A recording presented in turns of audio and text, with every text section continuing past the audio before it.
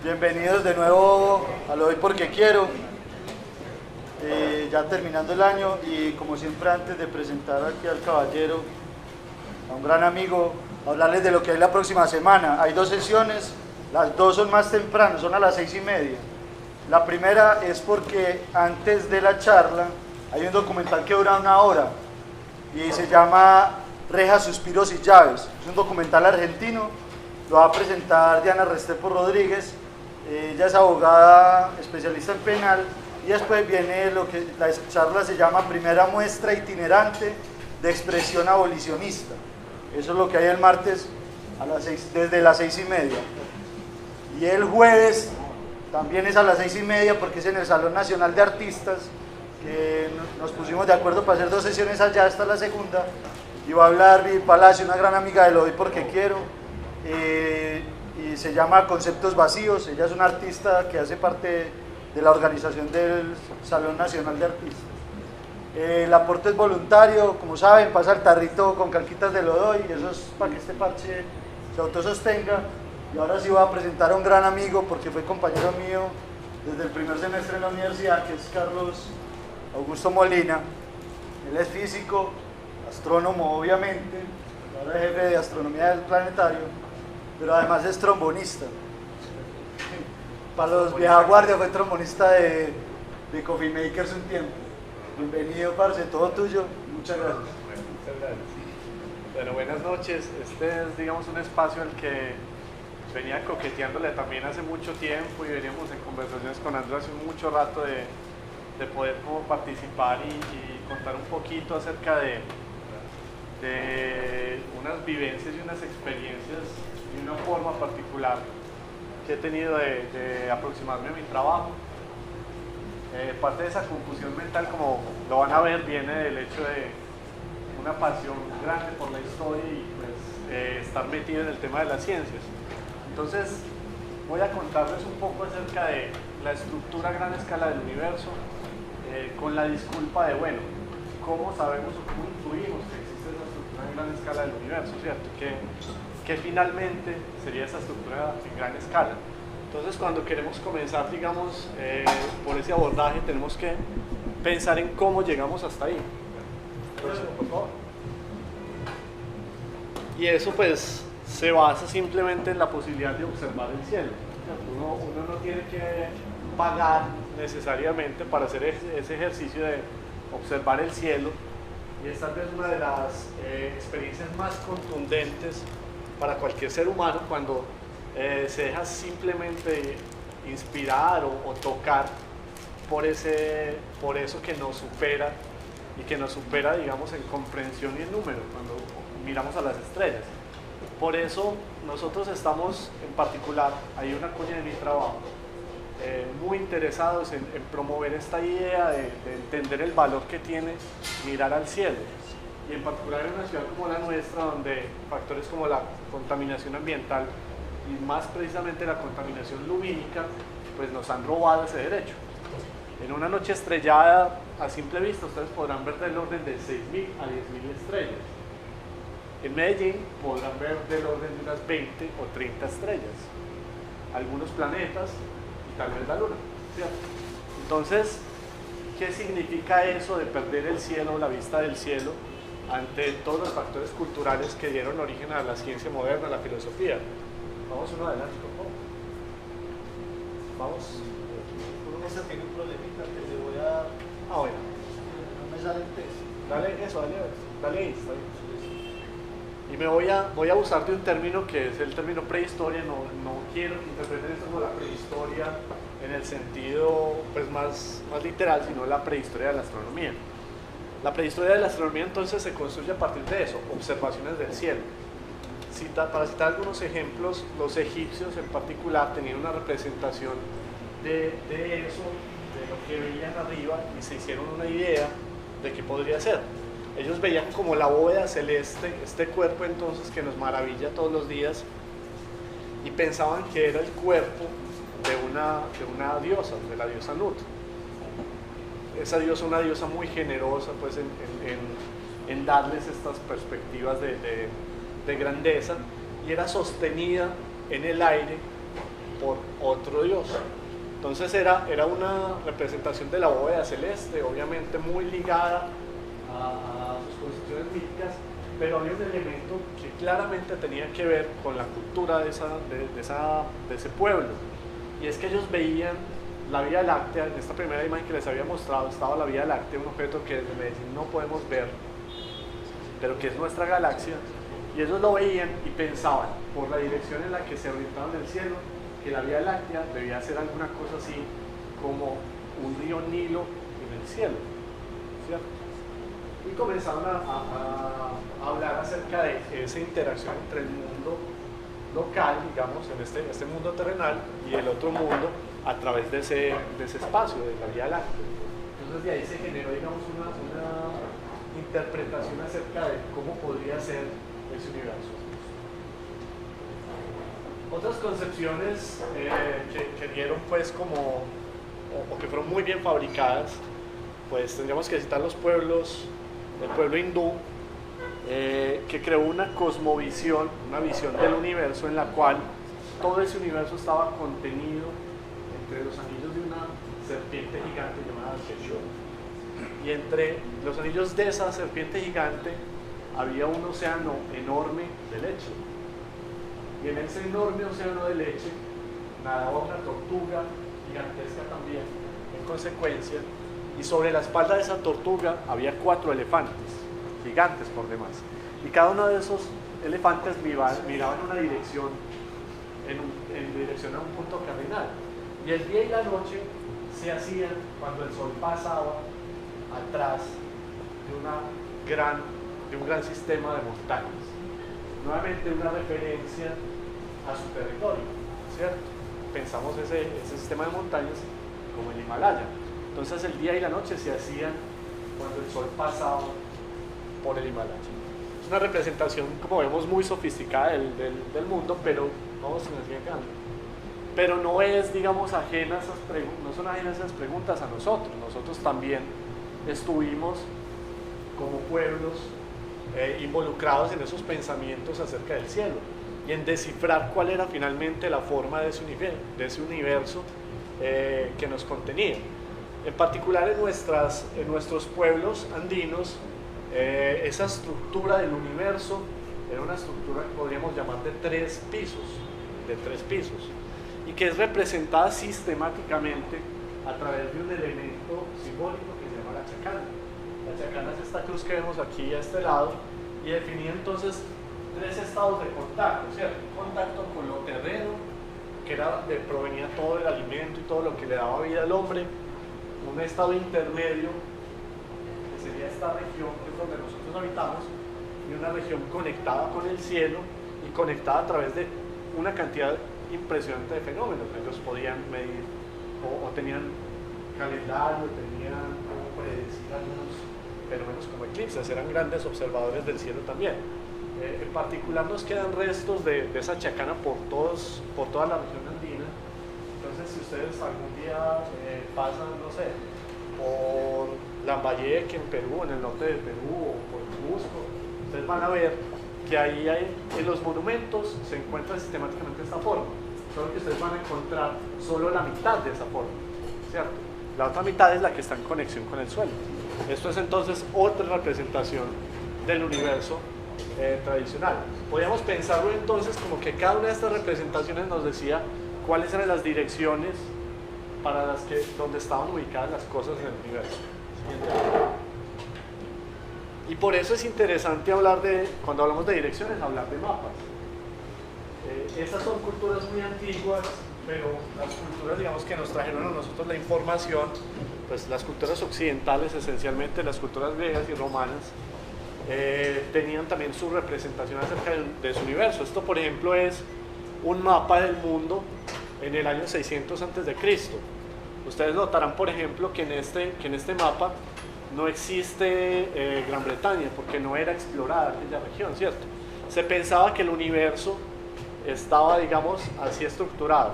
Una esfera de estrellas fijas y la Tierra siendo un gran plano rodeado de agua. Ese plano se pensaba entonces como si fuera la tapa de un cilindro.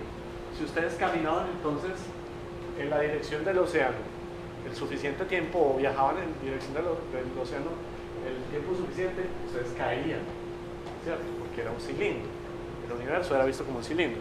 Vamos al siguiente mapa, por favor. Esto es una visión ya del mundo persa, en el que claramente pues lo que prima es una visión asiocéntrica. Ellos, pues nosotros sabemos que los romanos y los griegos siempre se acabaron pues de ser grandes conquistadores, pero ya existía un mundo antes de ellos. Y los persas en particular tenían muy bien definido hacia dónde quedaban cada una de las direcciones de su mundo, de su universo. Entonces vemos en esta estrella representaciones muy finas en cada uno de los costados, pero quería pues llamarles la atención sobre, por ejemplo, la interpretación de dos. Aquí en la parte superior ustedes ven, o estaría representado esta vista de esta estrella. En la leyenda que se encuentra este grabado dice: el ave alada no termina su vuelo. O sea, es una tierra donde las aves, o un lugar donde las aves no terminan su vuelo. Eso quiere decir que en esa dirección debería haber mar, ¿cierto? Y en otro costado aparece: la luz es más brillante que la de la puesta del sol o las estrellas. Se referían entonces al desierto, ¿cierto? Un lugar que brilla casi con una luz natural y mágica, y que cada vez que el sol lo toca entonces resplandece de una manera más impresionante. Siguiente, por favor. Esta es la visión en el año 500 a.C., es lo mismo, una tierra plana rodeada por agua. Esto es como aparecería, digamos, en el libro de Heródoto, acerca de esa forma del mundo. Vemos nuevamente que tenemos solamente una masa continental de tierra. Vamos, por favor. Aquí está el mapa de Alejandro Magno, un poco más tardío, pero al igual una sola masa de tierra. Y pues vemos que esos dos últimos tienen más cara de una calavera que un mapa, ¿cierto? Pero una visión acerca de cómo debería ser ese mundo. Y aparece en el año 150 a.C. un mapa muy extraño, muy extraño. Este mapa es conocido como el mapa de Crate, y en este mapa aparecen 3 masas continentales. Quiero recordarles que pues, nuestra tradición occidental dice que fue Cristóbal Colón quien, habiéndose equivocado de camino, encuentra América, ¿cierto? En este mapa aparece entonces una masa de tierra. Allí vemos a Europa, pero aparece una masa de tierra al occidente, al norte y al occidente, al sur, además de ser un mapa donde aparece una tierra redonda. ¿Cuál es el origen de ese mapa? Todavía nadie tiene ni idea. No, Crate es la región donde se encontró.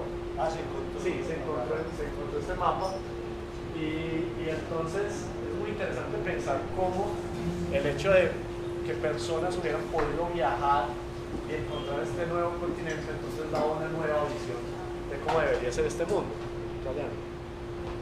Y es que para eso es que sirven los mapas. Los mapas sirven para dar información. Nosotros extraemos información o ponemos información que nos sirva para ilustrar conceptos, por ejemplo, como en el caso de Asia, o para simplemente identificar procesos o identificar poblaciones. Aquí tenemos un mapa más o menos reciente entonces del planeta Tierra, de los continentes. Esta es la división política entonces de nuestro planeta. Vamos al siguiente. Pero nosotros podemos colocar cualquier información en un mapa. Por ejemplo, podemos hacer un mapa donde se hable de cuál era la población en el año 1 antes de Cristo. Vemos entonces que toda América está pues poblada muy escasamente, pero países como la India o como China ya eran potencias en población. Vamos al siguiente programa. Esto es la población en 2013 y China y la India no han perdido su lugar preponderante en temas de población, pero vemos que nosotros hemos crecido bastante, pues por lo menos aquí en Sudamérica, y seguimos creciendo. Siguiente. Eso es, por ejemplo, una visión de cuántos cristianos hay en el mundo. Y uno entonces ve que pues somos un continente gigante si hablamos de cristianos, pero vamos al siguiente año. Cuando vemos en términos de musulmanes, no somos representativos. Y aún más, cuando vamos al siguiente mapa, que es por ejemplo el orden de ateos en el mundo, pues nosotros básicamente no tenemos ateos, ¿cierto? Pero un país como China, por su condición política, tiene una gran cantidad de ateos, pues allí no es permitido, digamos, ser religioso. Vamos al siguiente ámbito. Personas desempleadas, pero estas estadísticas, personas desempleadas después de 2008. A ustedes les parecerá esto muy simpático, pero esto es por número de habitantes. Y el hecho de que en 2008 hubiese aquella crisis económica enorme hizo que países como Estados Unidos y Europa se llenaran proporcionalmente de desempleados. Siguiente ámbito. Esto es un mapa bien interesante porque es productores de metano y óxido nitroso. ¿Qué querrá decir eso de metano y óxido nitroso? ¿Por qué sería eso importante, digamos, en un mapa? ¿Por qué alguien hace un mapa de eso? Por agricultura y ganadería, precisamente. Este mapa, por ejemplo, nos dice cuáles son los países que más gases de invernadero lanzan a la atmósfera. Y pues también nos dice cuáles son los mayores productores, cuáles son los agentes que producen más gas metano en el mundo, que son las vacas. Entonces, ahí viene claramente el tema de la ganadería. Entonces, vamos al siguiente. Esto es, por ejemplo, personas que hablan portugués en el mundo. Y quiero entonces, vamos al siguiente ángulo, quiero entonces resumir esas imágenes que han visto y espero haber pasado ese mensaje, resumiendo que los mapas nos sirven para plasmar nuestras ideas o nuestras visiones acerca de cómo funcionan las cosas. Podemos poner la información que queramos. Entonces habíamos visto unos sistemas primitivos del mundo, primitivos solo porque eran más antiguos, no por menos complicados. Pero posteriormente vinieron a aparecer otros tipos de mapas del universo o sistemas del mundo, y en particular tenemos aquí una visión que reinó durante 1600 años en la cabeza, digamos, de la humanidad, incluso de los orientales, porque esto se trasladó de manera natural y se movió a través del mundo, movido por las colonizaciones y por las colonizaciones religiosas también. Entonces, hasta el año más o menos 1540, nuestro universo se veía de esta forma. Aquí al centro estaba el planeta Tierra. Y ese círculo que lo rodea, un círculo como turbiecito, es, digamos, la frontera de esa Tierra. Después de la Tierra estaba entonces la Luna, Mercurio, Venus, el Sol, Júpiter y Saturno, que eran hasta ahí solamente conocíamos planetas de nuestro sistema solar, y de ahí para arriba venían las estrellas, ¿cierto? El universo entonces, en la Edad Media, y digamos en la transición de más o menos el primer siglo antes de Cristo hasta la Edad Media, era esencialmente un cuerpo con una forma de cebolla, ¿cierto? Una cebolla con la Tierra en el centro.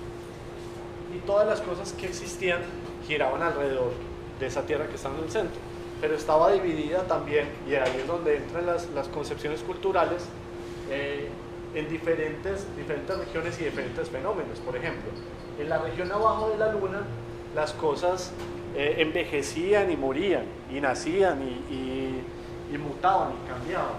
En la región encima de la Luna eso no pasaba, las cosas eran perfectas. Ustedes siempre ven las estrellas saliendo por el oriente y ocultándose por el occidente, lo mismo que el Sol.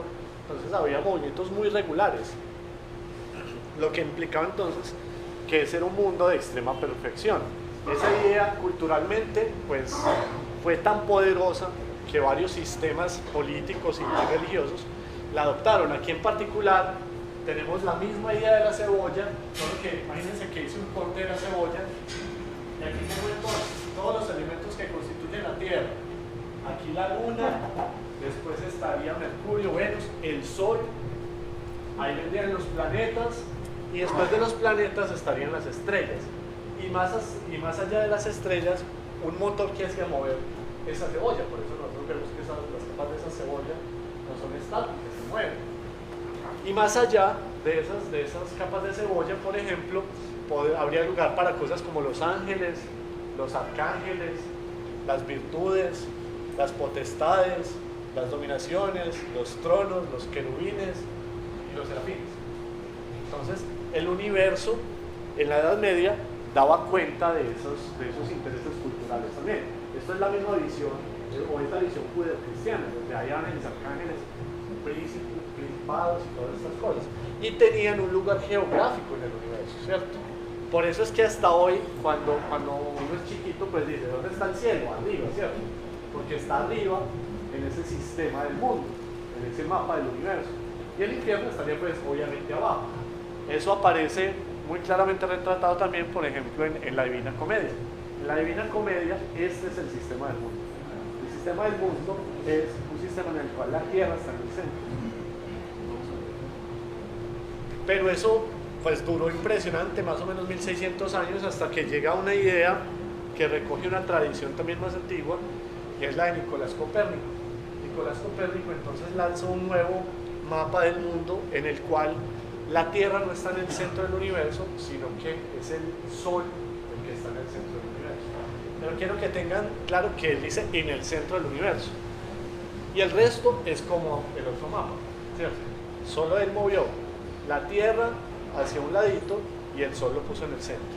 Eso basado en observaciones, basado en algunos textos más antiguos de un griego llamado Aristarco. En todo caso, esa idea cambia radicalmente también la forma de ver el universo, ¿cierto? Cambia radicalmente la forma de ver el universo porque esa idea también comienza a chocar con algunas ideas culturales establecidas. Tengo una pregunta. Sí. ¿En qué momento se define que la Tierra es redonda o no? Pues era plana, pero no me quedó claro cuando fue como la transición que se puede aceptar que ya es un planeta o todavía no. Sí, había argumentos en favor de que la Tierra era plana, pero lo sabía desde los griegos. Entonces aparecieron argumentos, había dos argumentos muy fuertes, digamos, que no eran nunca tan aceptados como hasta la época del Renacimiento. Y era que cuando vos, por ejemplo, ves un barco en el horizonte, vos lo primero que ves es el mástil del barco, ¿cierto? En una tierra plana no, tú veías todo al mismo tiempo. Otro argumento era la diferencia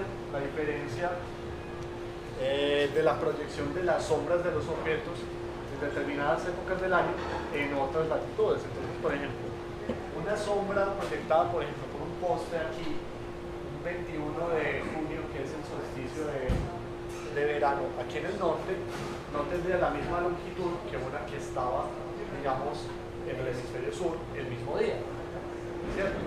Y entonces, si la Tierra fuera plana, eso no pasaría, las sombras deberían ser igualitas. Y un tercer argumento era, basándose en los eclipses, el hecho de que cuando ustedes ven un eclipse de luna, pues entonces el Sol está aquí, la Tierra está aquí, y la Tierra pasa entre el Sol y la Luna, ¿cierto? Cubriendo la luz que viene del Sol y oscureciendo la Luna. Lo que ustedes ven en la Luna, a medida que la Tierra va avanzando, lo que ustedes van viendo es una figura redonda. No es ni una tortuga ni un elefante, y mucho menos un disco. Entonces esas eran, digamos, evidencias de que la Tierra podía ser redonda.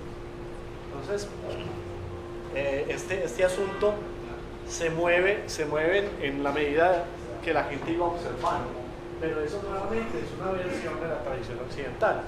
Más o menos 1000 años antes de eso, había gente observando el cielo en latitudes más bajas. Por ejemplo, este señor Al-Sufi, que era un gran astrónomo persa también, observó dos manchas muy bonitas, que son estas que hay acá, a su lado izquierdo. Esas son la pequeña y la gran nube de Magallanes.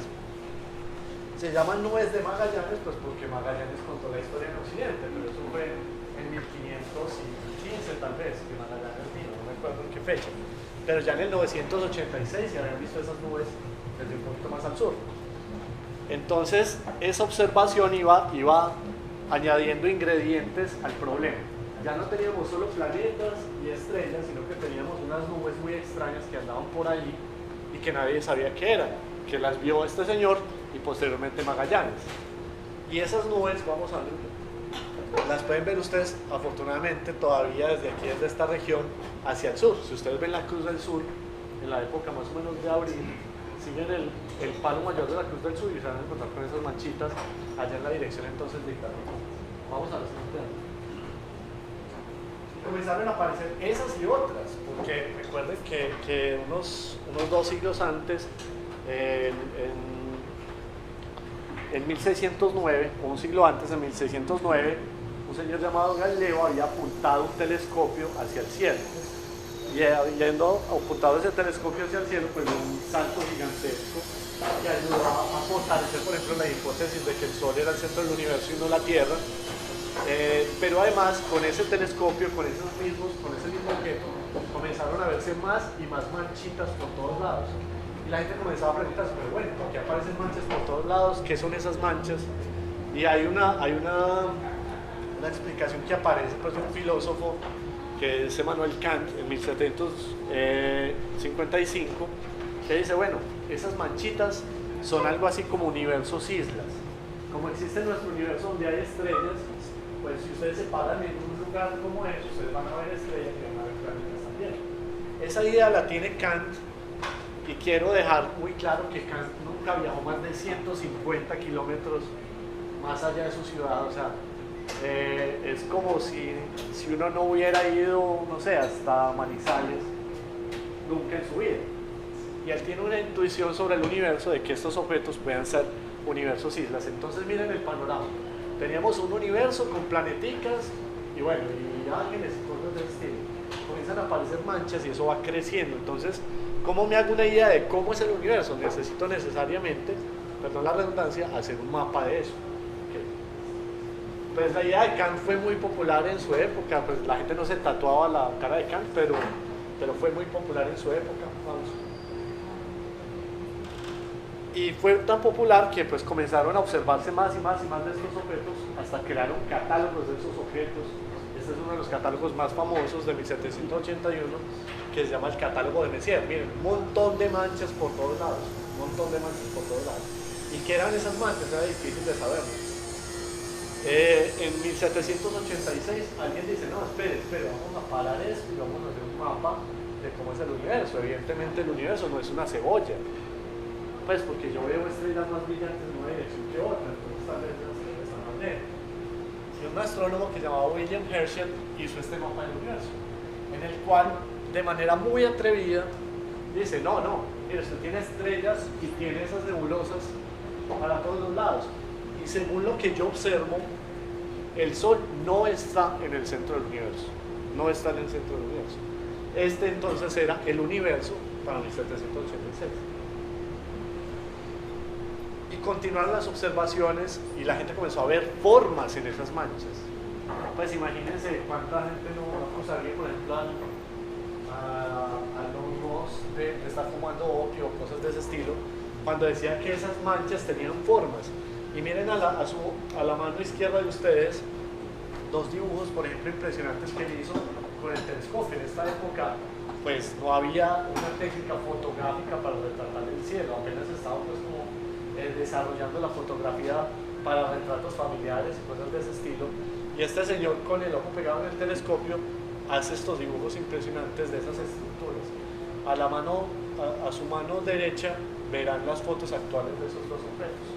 Son las galaxias M51 y M101. Y todavía, pues yo no sé, a mí me sorprende mucho que alguien simplemente mirando por un telescopio sea capaz de un detalle tal. Entonces esas nebulosas tenían una estructura. Basado en esa idea, aparece un nuevo mapa del universo en el cual el universo podría ser como una de esos remolinitos que se veían en el cielo.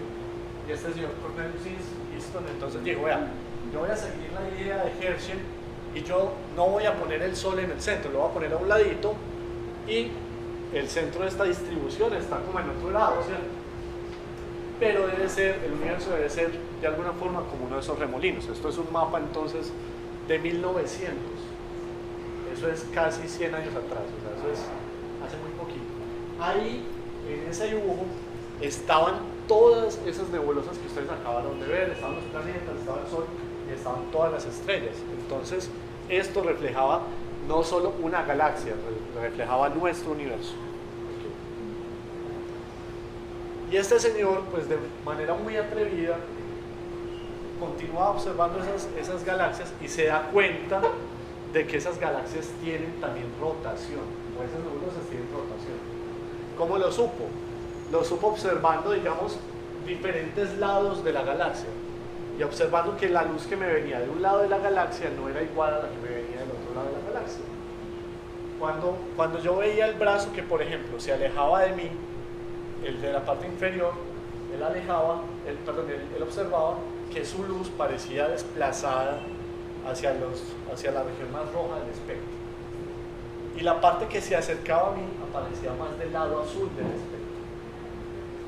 Él interpretó eso como que había un efecto llamado efecto Doppler, por favor. El efecto Doppler es muy conocido por todos, que es una variación en las frecuencias de la luz. Si un objeto se acerca a mí o se aleja de mí, si el objeto se acerca a mí, lo observo entonces con su luz más azul, y si se aleja de mí, lo observo con su luz más rojiza. Entonces claramente eso era un indicativo de que esas cosas raras además tenían rotación. Siguiente año. Y es cuando viene el momento del gran debate, porque ellos veían por todos lados nebulosas, veían un montón de cosas, pero no podían ponerse de acuerdo a qué distancia estaban esas nebulosas y si esas nebulosas estaban todas contenidas o no dentro de esos mapas que habíamos hecho. Entonces se genera un gran debate, es un debate muy sangriento, es en una conferencia de la Real Academia de Ciencias de Inglaterra. Pues es tan sangriento que el siguiente año dos señores llevan un artículo, y ellos no lo leen otros.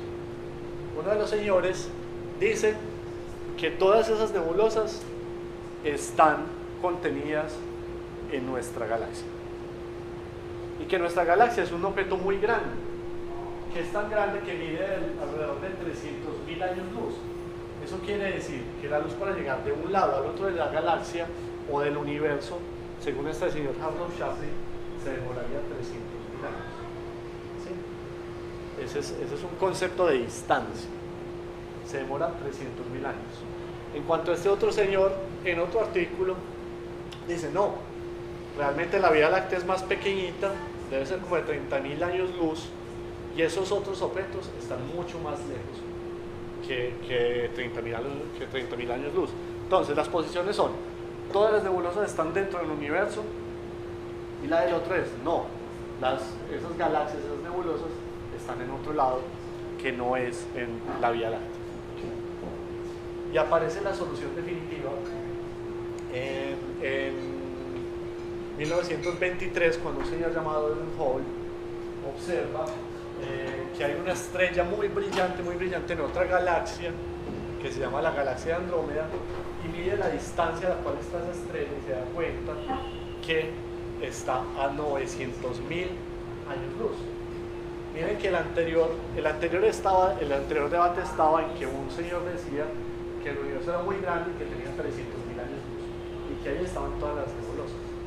Ahora lo que descubre Hubble es que no, es que en particular una de esas nebulosas está a 900.000 años luz, lo cual entonces hace que Harlow Shapley diga, después de que Hubble le manda una carta contándole ese hallazgo maravilloso, le dice: señor Hubble, esta carta destruyó mi universo. Y esto es muy simpático porque les acabo de decir que este señor vio una estrella en otra galaxia. Todas las estrellas que nosotros vemos en el cielo, incluso con telescopios, están dentro de esa estrella. Esto se trata de una estrella moribunda que pues emite una gran cantidad de luz y en algún momento se vuelve casi tan brillante como el centro de la galaxia. Entonces esto lo que dice es que la galaxia no es un único objeto, pues o sí es un único objeto, pero que hay muchos de esos objetos pegados por ahí. Y tenemos entonces mapas para muchas galaxias, en particular para nuestra galaxia. Nuestra galaxia se parece a esta cosa que hay aquí a su mano derecha. Es como uno de esos remolinos, solo que nosotros estamos en un lado, en un brazo de esa galaxia. Nosotros vemos la galaxia así, porque la estamos viendo de lado, la estamos viendo de este perfil. Y estamos encima de un brazo que se llama el brazo de Orión. Entonces nosotros ya sabemos exactamente dónde estamos en nuestra galaxia. Y nuestra galaxia, entonces, solo para dar una escala del salto que dimos, es un objeto. Si nosotros vemos 6.000 estrellas en la noche, nuestra galaxia realmente tiene el orden de 200.000 millones estrellas. O sea que la galaxia es mucho más grande que lo que podemos ver a simple vista en una bonita noche. Y el tamaño de este objeto es de 100.000 años luz de diámetro. Eso quiere decir que de un lado al otro de la galaxia la luz se demora 100.000 años. Y la luz es la cosa que más rápido viaja en el universo. Entonces la Vía Láctea debe ser un objeto extraordinariamente grande. Y ahí tenemos un mapa de cómo se ve la Vía Láctea. Okay. Pero como la gente no paró, comenzaron a ver más y más manchas por todo lado. Y entonces aparecen grupos de galaxias. En particular, nosotros o nuestra galaxia está metida en un lugar que se llama el grupo local. El grupo local son 35 de esas nebulosas, más o menos 35 de esas nebulosas. Y de un lado al otro de ese grupo local hay alrededor de 10 millones de años luz. 10 millones de años luz de un lado al otro. O sea, la luz se demora 10 millones de años para ir de un lado a otro de ese grupito de galaxias. Entonces se pueden dar ustedes una idea del tamaño del que estamos hablando ahorita. Y tenemos una distribución para ese grupo, es más o menos lo que vemos ahí. Hay 3 galaxias muy grandes, que son la galaxia Andrómeda, nuestra galaxia y la galaxia del Triángulo. Nuestra galaxia y la galaxia Andrómeda en particular están en camino de encontrarse en el espacio y chocar, ¿cierto? Y esto es entonces una cosa muy grande, pero yo quiero que veamos que esto es un grupo en el universo. Siguiente. Cuando nosotros hacemos un mapa de grupos, resulta que nuestro grupo es solo uno entre muchos de los grupos. Aquí tenemos los grupos más próximos. Yo quiero que alguien se arriesgue, pues alguien que tenga gafas, porque tal vez no lo vean desde ahí, a leer este número de aquí. Esta es la distancia en kilómetros hasta el grupo más cercano. ¿Quién va a intentar?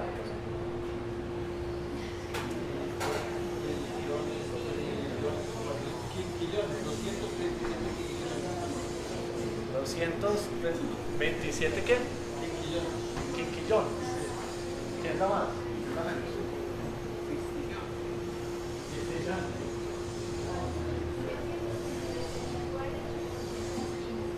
No, notación científica no. Miremos, vamos a recordar las lecciones del colegio. Estos son millones, ¿cierto? Estos son millones. Estos son miles de millones. Estos son millones de millones o billones también, ¿cierto? Estos son miles de billones y estos son millones de billones. O sea, trillones. O sea, el grupo que está más cerquita de nosotros está más o menos a 227 trillones de kilómetros. De ahí, ¿por qué hablar de años luz? ¿Cierto? O sea, hablar de kilómetros en esta escala no nos dice nada, ¿cierto? O sea, si uno llega alegando cuando le toca ir en bus a la costa y dice, puta, a 700 kilómetros de aquí, ¿no? 700 kilómetros, miren, es nada cuando estamos comparando con esto. El radio de la Tierra son aproximadamente 6.000 kilómetros. Es nada, ¿cierto? Estamos hablando entonces de cosas o de una escala en el universo que es muy, muy, muy superior. Y nosotros eso sería del orden más o menos como de unos 100 millones de años luz. 100 millones de años luz. Eso es bastante lejos. Vamos, por favor. Y resulta que las galaxias pues también son montoneras, como las estrellas. Las galaxias tienden a hacerse también en grupos, y en grupos pequeños como los que acabamos de ver, pero también en grupos mayores. Por ejemplo, en estos sistemas que se llaman cúmulos de galaxias. Los cúmulos de galaxias están constituidos del orden de 50 a 1000 galaxias. Ustedes piensen en lo siguiente: la Vía Láctea tiene alrededor de 200.000 millones de estrellas. Ahora multipliquen un, entre comillas, objeto que tiene 1000 galaxias. Imagínense el número de estrellas que es eso. Imagínenselo, porque yo no sé hacer la multiplicación. Pero es entonces un objeto enorme. Entonces cuando nosotros vamos creciendo, digamos, o viendo un poquito más lejos en el universo, vamos teniendo telescopios un poco mayores nosotros vamos recogiendo más luz del universo. Y eso nos permite entonces ver un poco más lejos. Si nosotros vamos al siguiente ángulo, esto es una foto, aquí son pues galaxias de un campo que se llama el campo profundo del telescopio espacial Hubble.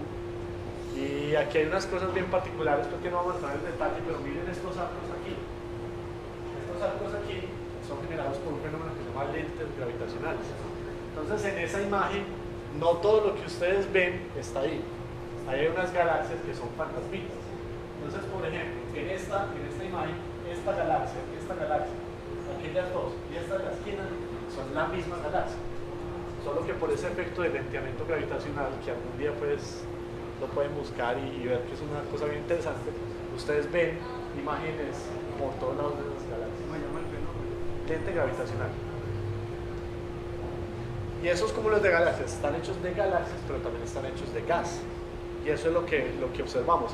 De gas y de una cosa pues mucho más sofisticada o más, digamos, más misteriosa y que tiene un nombre muy rimbombante, pues porque como todas las cosas que nosotros ignoramos le damos nombres sofisticados, pues esa cosita azul que ustedes ven ahí representa una cosa que se llama la materia oscura del universo.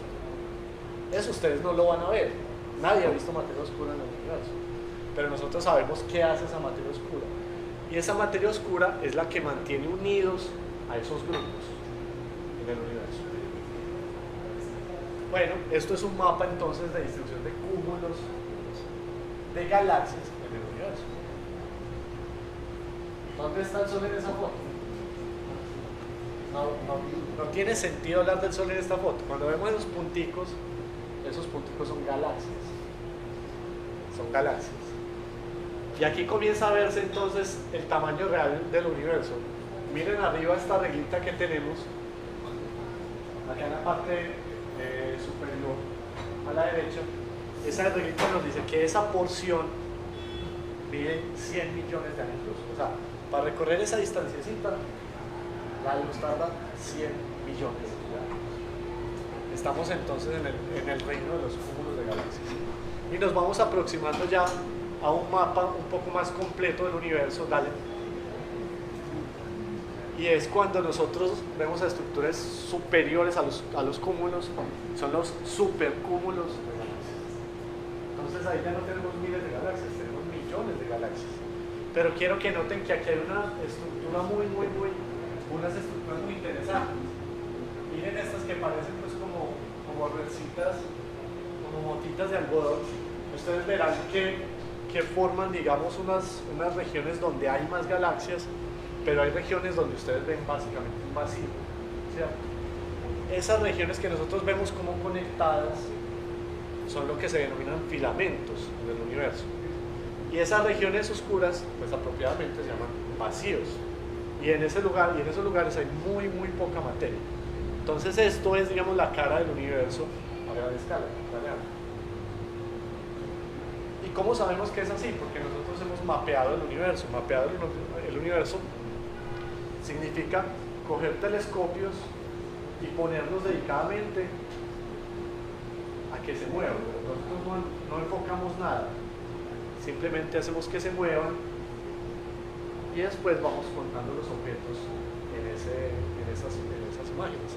Es así, por ejemplo, como este mapa, que es un mapa de los 80s, tiene alrededor de 3 millones de galaxias. Ustedes ven las estructuritas que les acabé de mencionar. El anterior era un gráfico, esto es una fotografía del universo de gran escala, es un mosaico. Okay.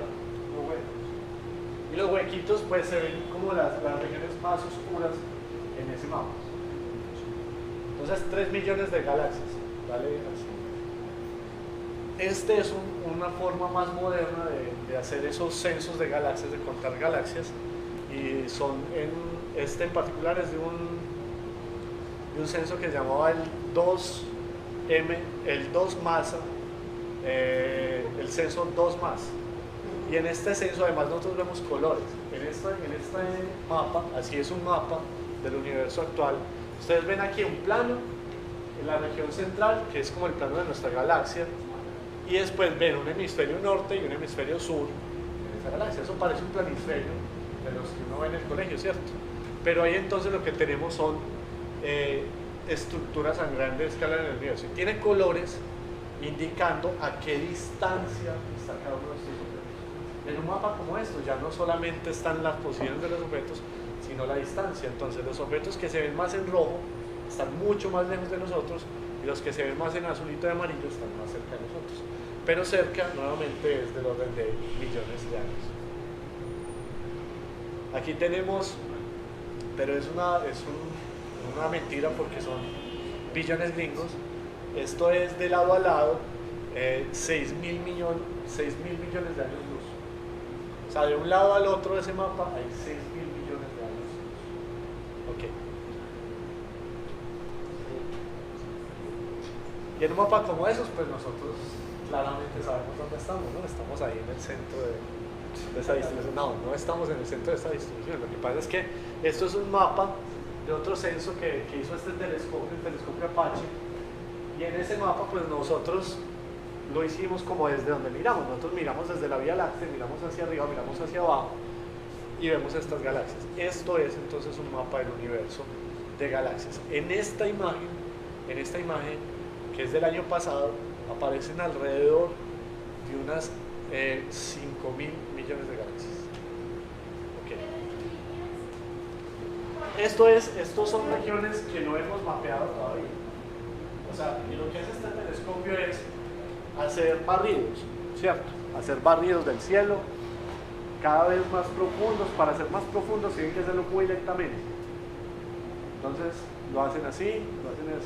Y ese mapa, para completar ese mapa como está, pues se ha tardado desde 1998 más o menos.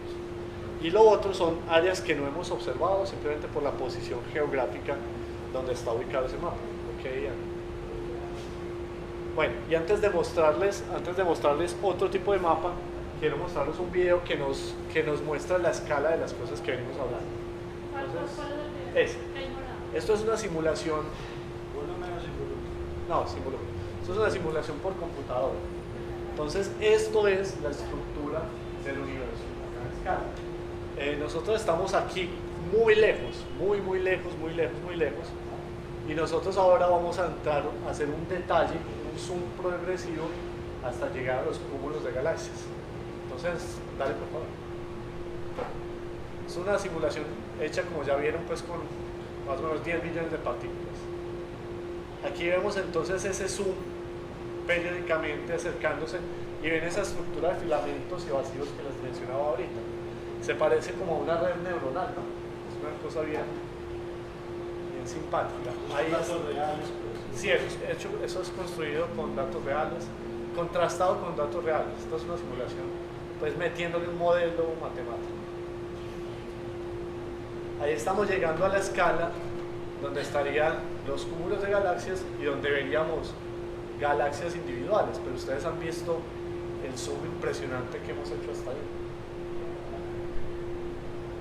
Eso ahí es un cúmulo de galaxias y los que vemos ahora que son los puntos son galaxias, ¿cierto?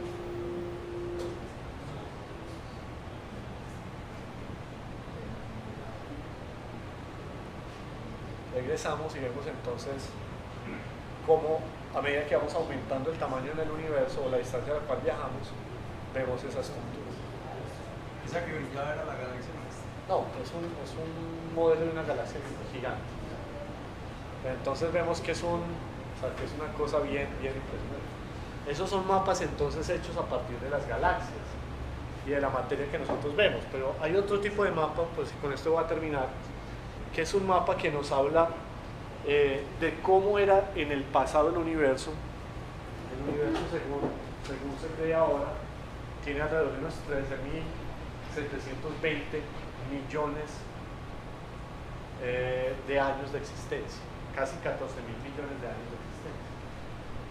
Y nosotros tenemos un mapa ahora de cómo se veía el universo 300.000 años después de haber sido creado. Ese mapa proviene de un momento en el cual todo estaba muy caliente. En el modelo que digamos que nos sirve ahorita, que se conoce como el modelo del Big Bang, pues el universo surge a partir de un de un estado pues, muy denso, en el cual todo lo que existía pues, era básicamente energía, y ese universo se fue expandiendo, se expande hasta ahora, y fue creando las estructuras que nosotros vemos. Entonces no siempre hubo galaxias, no siempre estuvo la Tierra, no siempre estuvo el Sol. Nuestro Sol y nuestra Tierra tienen aproximadamente 4.500 millones de años, pero para eso formarse pasaron varias generaciones incluso de estrellas antes de que se formara nuestro Sol. Y pasó mucho tiempo, pero el mapa que tenemos ahorita es de cuando no había ni estrellas, ni galaxias, ni nada. Es un mapa que tenemos ahora, es un mapa de cuando solamente había radiación. Y es un mapa que nos muestra los primeros instantes en los que comenzaron a haber átomos. Estamos hablando que en una época el universo no tenía ni siquiera átomos. Estaba constituido esencialmente por partículas de luz, conocidas como fotones, y algunas otras partículas elementales. Era una sopa de partículas elementales. A medida pues la coexistencia de esas partículas hacía que la energía de estos fotones, de las partículas de luz, no permitiera que los núcleos se formaran, que hubiera, por ejemplo, núcleos de helio o de hidrógeno. No pasaba eso porque se estaban acercando, por ejemplo, un protón y un neutrón, y pasaba un fotón y lo rompía, ¿cierto? Entonces no conseguían crearse esos núcleos atómicos. Eso tardó en ocurrir.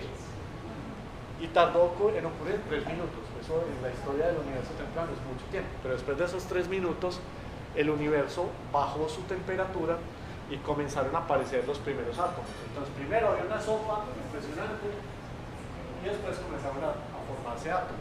El hecho de que eso se enfriara quiso decir también que esa radiación, esos fotones, también se fueran diluyendo a lo largo de ese espacio, y eso pues hace que nosotros podamos distinguir dos épocas ahí.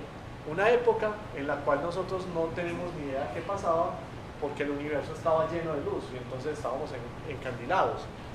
Ese momento es semejante, por ejemplo, o ese fenómeno es semejante como al que nosotros vemos cuando tenemos la luz del día y tenemos las nubes.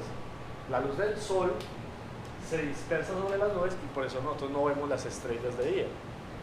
El hecho de que en esta época muy temprana hubiera tanta luz, tanta radiación por ahí andando, hacía que tampoco pudiéramos ver nada.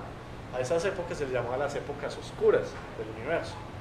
Pero después, cuando cayó la temperatura y los fotones se fueron abriendo del parche, entonces lo que pasó fue que comenzaron los átomos a juntarse y a formar estructuritas, vamos. Y este es un mapa de esa época. Esto es un mapa de cómo se veía el universo con 300.000 años de existencia. Recordemos que el universo tiene alrededor de 13.720 millones de años. Esto es 300.000 años después de que se formó el universo. Ustedes dirán, pero pues sí. ¿Y dónde están las galaxias? ¿Dónde están las estrellas? ¿Dónde estamos nosotros? Un mapa de estos indirectamente nos da respuesta sobre eso. Ustedes ven que hay manchas rojas, verdes, amarillas y azul. Este mapa nos muestra básicamente temperatura, cómo era la distribución de temperatura en ese universo primitivo. Y ustedes verán aquí que y podrán intuir, como en los mapas con códigos de colores, que las manchas azules son lugares más fríos que los rojos, ¿cierto? En esos lugares azules y negros que ustedes ven ahí, fue donde se formaron las galaxias y donde se formaron posteriormente las estrellas y todo lo que nosotros vemos a simple vista. Los otros lugares eran regiones muy calientes. Y este mapa pues nos revela esa información, dale Andrew, y nosotros lo leemos como un mapa de proyección, al igual que leeríamos un mapa de la Tierra, ¿cierto? Esto sería como un planisferio de la Tierra, dale Andrew.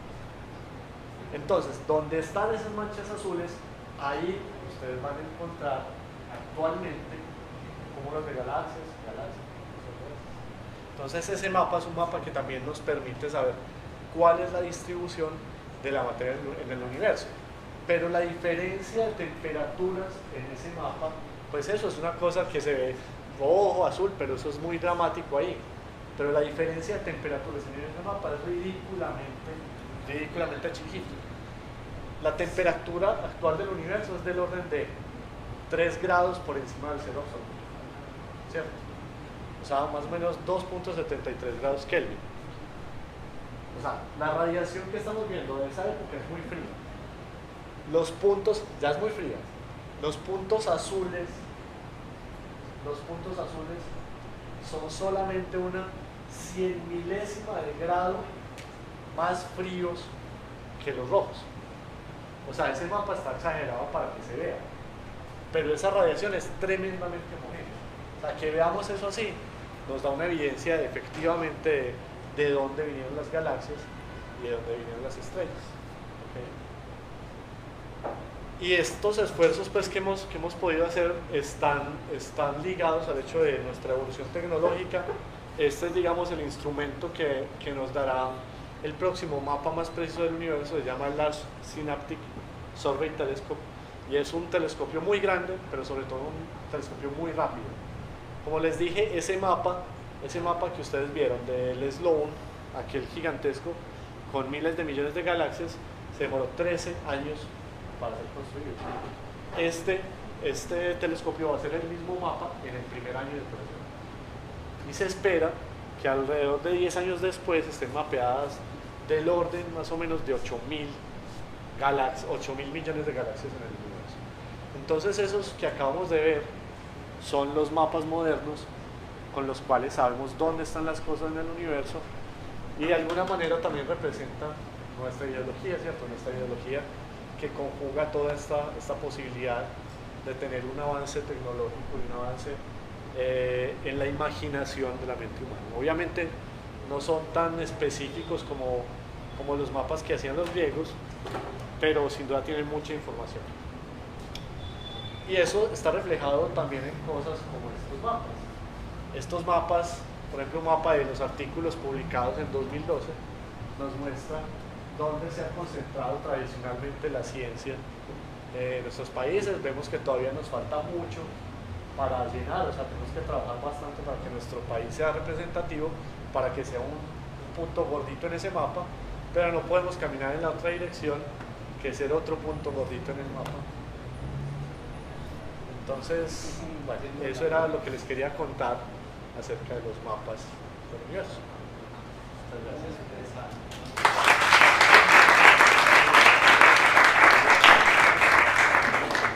No sé si tienen alguna pregunta. ¿Tienen alguna pregunta o comentario acerca de esto, ya dominado por 4 interacciones.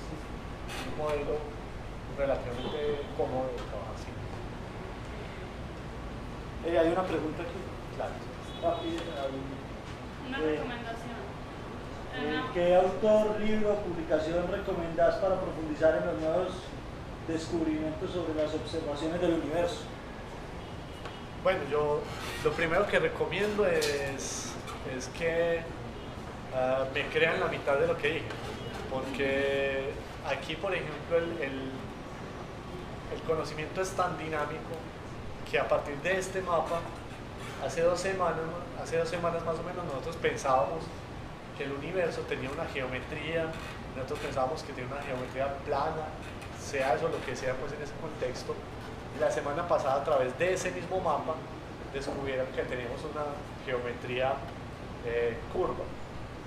Pero si se tratara de recomendar alguna cosa, pues yo creo que puede ser en el internet buscar los sites de noticias de agencias espaciales, como la Agencia Espacial Europea o como, bueno, la NASA no, porque ustedes no sé si vieron que los sites americanos cayeron todos ayer. Han intentado entrar a algún site así. Yo, por ejemplo, trabajo con imágenes de la NASA y para hacer esta conferencia tuve que piratear imágenes por todos lados porque los sites de la NASA no están funcionando. Pero sería un buen comienzo.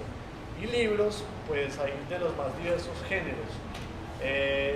Hay un libro que yo creo que inspiró a muchas personas a seguir carreras en ciencias, no solo en astronomía, y ese libro se llama Cosmos, de Carl Sagan, que está muy cercano a tener una segunda edición, el próximo año va a ser lanzada la nueva edición, pues ya con todo esto actualizado.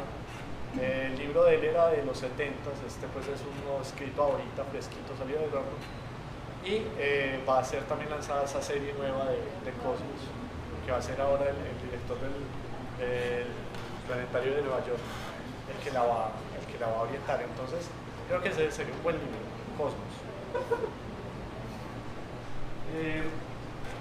Yo siempre me pregunto, por ejemplo, en este mapa donde hubo en cualquiera, y por ejemplo en imágenes como la de fondo, la del campo profundo, pues del Hubble, se supone que hay un punto del Big Bang, ¿cierto? Sí. ¿Dónde está ese punto del Big Bang? Sí, se supone que es una expansión y se tiene identificado ese...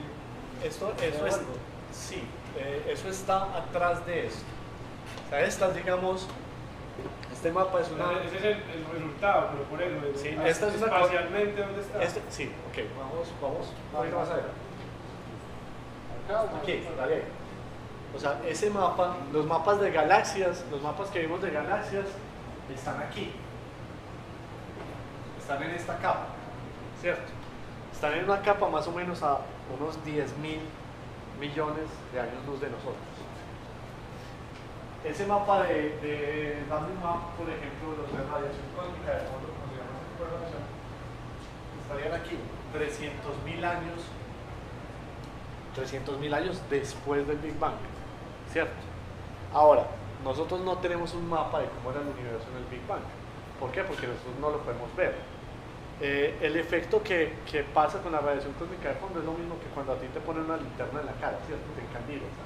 Viene tanta luz que tú no ves nada de lo que hay atrás. Lo mismo pasa en esa época de la radiación cósmica de fondo. Sin embargo, nosotros sabemos que lo que existía por el resultado posterior era luz y partículas elementales, quarks y electrones y algunas otras por ahí sueltillas, pero no había estructuras, no había ningún tipo de estructura. Entonces tú piensas eso como una sopa, la estructura de eso es una sopa de partículas, ¿cierto? Y tú te puedes devolver y la física funciona en esa sopa de partículas. Tú puedes decir qué es lo que está pasando en esa sopa de partículas más o menos hasta una, y ese número es muy chiquito, 10 a la menos 31, ¿eso es cuánto? Eso es como una, es que yo no sé ese número. No, trillonésima, imagínate, trillonésima son 18 ceros, ¿cierto? Es casi el doble. Sextillonésima, no sé, una sextillonésima de segundo después del Big Bang. Nosotros sabemos cómo funciona el universo, una sextillonésima, pero no sabemos exactamente cómo fue el Big Bang.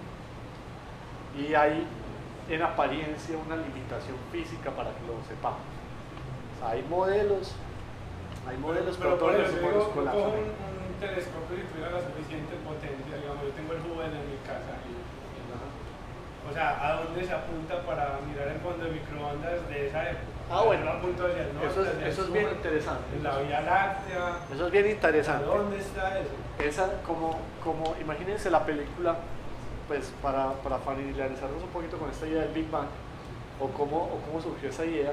Pues esa idea surgió porque en los años 20, un señor, el mismo Edwin Hubble, que solucionó el gran debate, él vio que las galaxias aparentemente se alejaban unas de las otras. Entonces otro científico, un sacerdote belga de apellido Lemaitre, él dice, no, si las galaxias están alejando unas de las otras, devuelva la película. Entonces usted va a ver que las galaxias se aproximan y que llegan a confluir, digamos, en un punto, ¿cierto? En esa idea de una película. Ese hecho de que todo confluya en un solo punto quiere decir que ese punto todo estaba a la misma temperatura, ¿cierto? Entonces cuando se expande, en principio debería tener la misma temperatura en todas las direcciones. ¿Sí me siguen hasta ahí? Debería tener la misma temperatura en todas direcciones. Entonces hacia donde ustedes miren, ustedes deberían medir la misma temperatura. Y es lo que se ve. Ustedes miden, por ejemplo, en esa dirección, y ustedes miden que la temperatura en esa dirección es 2.73 grados Kelvin. la miden en esta dirección y es 2.32 Kelvin, en esta y en esta. Solo que hay algunas direcciones en las cuales es una 100 milésima menos que 2.32 Kelvin y es donde hay galaxias, por ejemplo, ¿cierto? Esas son las inhomogeneidades que se muestran en este mapa, pero en esencia en todas las direcciones se observa esa radiación cósmica donde tú apuntes tu telescopio. Vamos un poquito más rápido ahí las... Yo tengo una Por aquí pregunta, quieres decir no algo. sé, es una pregunta muy tonta o No, que no entendí, pero tú decías que el universo tiene 13.000 720 y 17 minutos. pero al mismo tiempo decías que la extensión del universo son 6 billones o No, seis- de ese mapa. de ese mapa. Ah, bueno, pero de todas maneras, en ese tiempo la luz se alcanza, pues si son años luz, son 6 billones de años luz. ¿Cómo es posible si todo arrancó desde el Big Bang, digamos, que empezó a expandirse? No, ¿cómo es posible? Pues no me dan los números que en 13.000 millones de años seamos capaces de llegar a unas distancias de 6.000 billones de años luz, porque no. Son 13.000 millones de años de historia y este mapa era de 6.000 millones de años. 6.000 millones. 6.000 millones. Ah, bueno, ok. Lo que pasa es que me parecía 6 billones, Ah, el billón es pero es gringos. billón americano. Ah, ok, ok. Pero es billón americano. Entonces sí, esas estructuras comenzaron a formarse más o menos hace 10.000, 11.000 millones de años.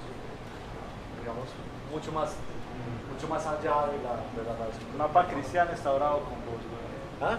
El mapa cristiano está bravo con Sí, vos, porque porque dicen que pues, son 6.000 años, güey. No sabemos dónde están los ángeles en ese mapa todavía.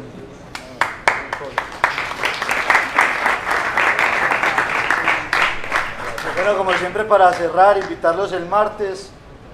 Empezamos aquí a las 6:30 porque hay un documental argentino que se llama Rejas, Suspiros y Llaves y es la primera muestra itinerante de expresión abolicionista. Viene una abogada que se llama Diana Restrepo Rodríguez y es especialista en derecho penal. Al que no le llegó el tarrito está por acá si quiere aportar. Y quiero decir algo también. Hoy me llegó un correo de una amiga aquí del Caballero, que me lo pillé, que se llama Erika Valero. Quiero darle las gracias públicamente porque vino, conoció el hoy, porque quiero casualmente, ella es una periodista de Nueva York, ¿cierto? Y está escribiendo artículos y los está regalando, o sea, me mandó 2 así regalados de 2 sesiones, pues de lo doy y de una sesión y cuando pueda lo va a hacer. Entonces vamos a pensar qué hacer con eso, pero le quiero agradecer mucho porque sé que está ahí. Yo le quiero agradecer públicamente porque, o sea, me dio mucha emoción cuando manda esos artículos y dicen haga con eso lo que le da la gana, porque es que una cosa es cuando uno escribe por lo que quiere y otra cosa es cuando uno escribe por lo que le toca. Entonces agradecerle a Erika, listo.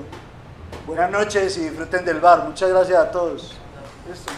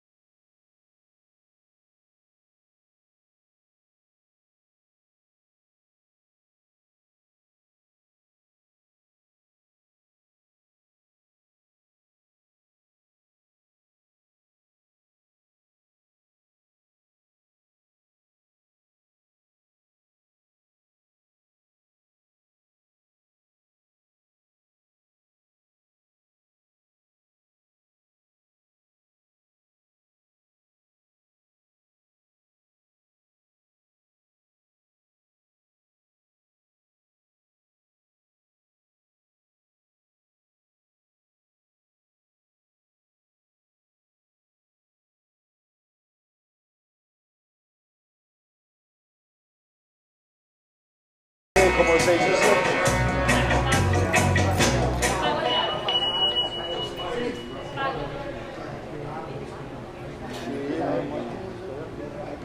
Porque como esa quedó partida, hay que preguntarle a Andrés cómo se dio cuenta. Ellos son los que saben.